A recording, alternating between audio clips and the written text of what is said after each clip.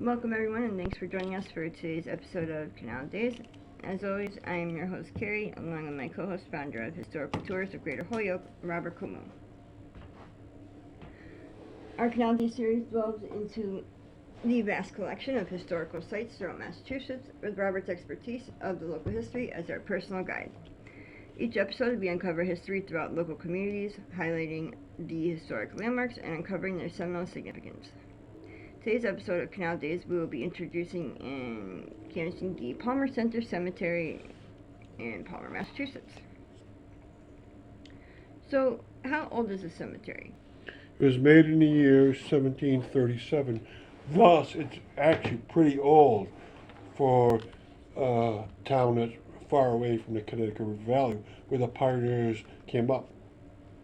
And it shows that this cemetery has lots and lots of old stones within it, a lot of brown stones. It's only the second oldest, though, within the town of Palmer. It was made because it was in the center of Palmer, and Palmer was 4 villages, so they wanted one that would be able to be shared by all the villages at the same time. And it's a great one. I like it. And Claire, reveal the cemetery's special significance. To me, this is a spectacular cemetery because of this reason. Not only do they have a lot of footstones still here, and of course the many headstones, they're actually correctly positioned. They're supposed to be positioned post-Revolutionary War such that the inscriptions on the footstone are pointing towards the east, inscriptions on the headstone point towards the west. Most cemeteries around the Connecticut River Valley of Massachusetts do not have that still. They've been moved around so greatly during the American cemetery beautification movement of the 1880s to 19 teens. This cemetery did not do that. I found in a very brief amount of time 12 correctly arranged headstones and footstones. Before the Revolutionary War, the headstones and footstones were totally 180 degrees opposite, such that the inscriptions on the headstone would point towards the east, inscriptions on the footstone point towards the west. I didn't find any correctly arranged one in the cemetery. I've never found one in any cemetery, and I've been to a lot. But I still need to check more in the cemetery. There might actually be some like that. Very few cemeteries have them. I found only one grave in all of the Ludlow, 6 at Belchertown, 2 in East Longmeadow, 12 in Palmer, and in the other 30 communities of Hampshire and Handy County, where I've probably visited about 150 cemeteries, I haven't found any other. So all the other communities, none. And so thus, you have something very special in Palmer, especially Palmer Center Cemetery. And probably because it's so far away from any busy road and so back into or off of that road itself that no one bothered changing around. We will be right back after a quick announcement.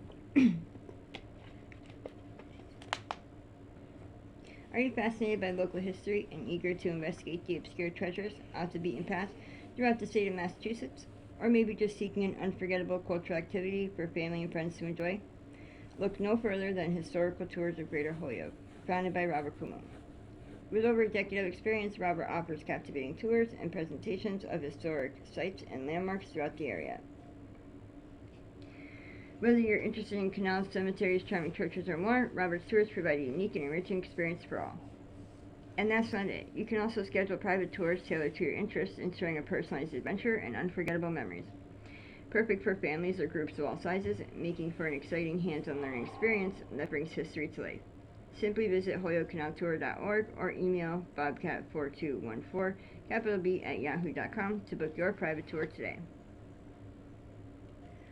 So, getting back to our podcast on Palmer Center Cemetery, clarify why the cemetery is located where it is in Palmer. it's in the very center of Palmer itself because they wanted to make a Protestant cemetery that each one of the four villages of Palmer, the people get to it rather quickly, including Depot Village and Bondsville and Thornville, so forth. And it works. This is not in any one of the villages really, and so it's an advantage to all the villages. And it's on a street that's called Flint Street, Flynt, which itself is just off of Weir Street. But even when you get onto Flint Street, you're going to have a walk still to the actual cemetery. You got to enter around a large line of stones that blocks a little dirt path, and then walk about 300 feet, which is 100 yards to the west. And then you'll find that cemetery. So, what a very unique place because of the arrangement of stones have not been changed, and they don't want to put more burials in there. I bet someday they actually start doing that again, but for now you have a very old cemetery that has not been touched very much, and this is a treasure to Palmer. And describe the layout of the cemetery. All right, the layout of the cemetery is you have the old portion towards the west of the cemetery, so you have to walk towards to get the old. The medium age, so the limestone type of stones, which you find generally from 1830 to 1880s, those are in the middle part of the cemetery. And then off to the south, before the hill starts, you have some of the more modern early 1900 burials. And then there's some up on a little hill. So there's a hill towards the south that rises up in a couple of places. And you have some of the middle, medium, and modern stones up there too. And since it's very far away from where most people go, most people don't know about it. And so you'll quickly get used to it. You can either walk into it from the dirt road to get the old part first. The first time I went in through a little grass section, and that brought me into the middle age part of it. And it's quite the place to look. And I imagine that on an autumn afternoon it looks spectacular. On a foggy morning it would look very scary.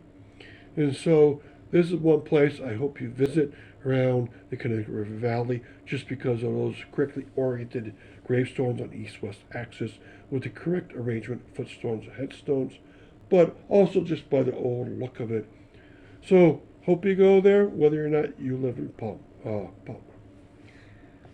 And thank you for listening to Canal Days and joining us on our episode for the Palmer Center Cemetery, and on our journey through the rich history of the Connecticut River Valley. We hope you enjoyed uncovering some of the hidden and overlooked marvels and their fascinating stories that shaped our past and the state of Massachusetts. A special thanks to Robert Camus, founder of Historical Tours of Greater Holyoke, for sharing his passion and expertise with us. Remember, you can find more information about Robert's tours, book private tours, and explore the Canal Days video and podcast series at holyokecanaltour.org. If you enjoyed today's episode, please like, comment, and share. We'd love to hear your thoughts and suggestions for future episodes.